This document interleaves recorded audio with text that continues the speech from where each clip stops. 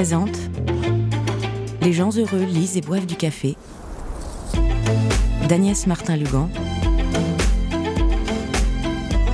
lu par l'auteur.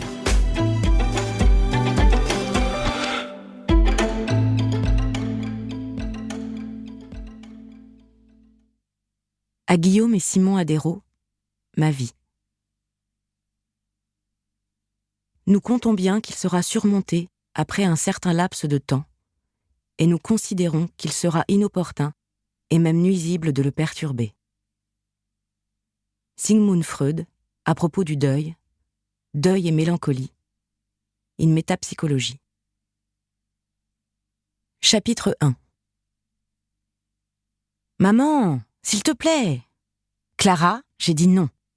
Allez, Diane, laisse-la venir avec moi.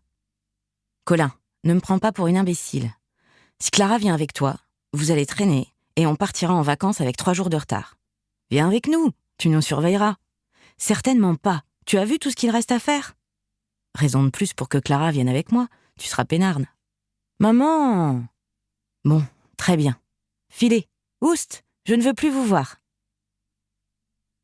Ils étaient partis en chahutant dans l'escalier. J'avais appris qu'ils faisaient encore les pitres dans la voiture au moment où le camion les avait percutés.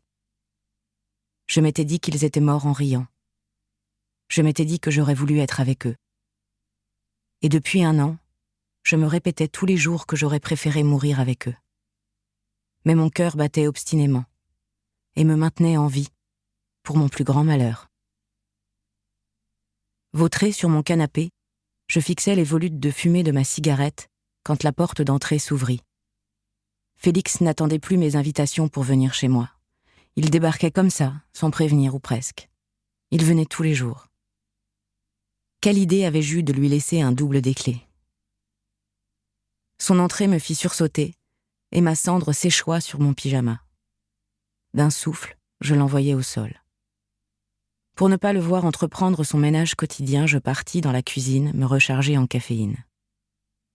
À mon retour, rien n'avait changé de place. Les cendriers débordaient toujours. Les tasses vides, les boîtes de plats à emporter et les bouteilles jonchaient encore la table basse. Félix était assis, les jambes croisées, et me fixait. Le voir avec cet air sérieux me décontenança une fraction de seconde.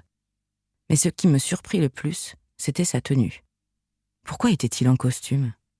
Qu'avait-il fait de son éternel jean troué et de ses t-shirts moulants? Où vas-tu comme ça? Un mariage ou un enterrement? Quelle heure est-il? Ce n'est pas la réponse à ma question, je me fous de l'heure qu'il est. Tu t'es déguisé pour draguer un golden boy? Je préférerais.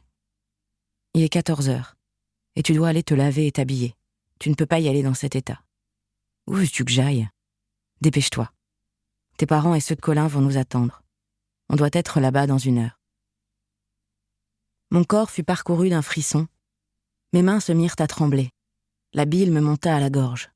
Hors de question. Je n'irai pas au cimetière, tu m'entends? Pour eux, me dit-il doucement.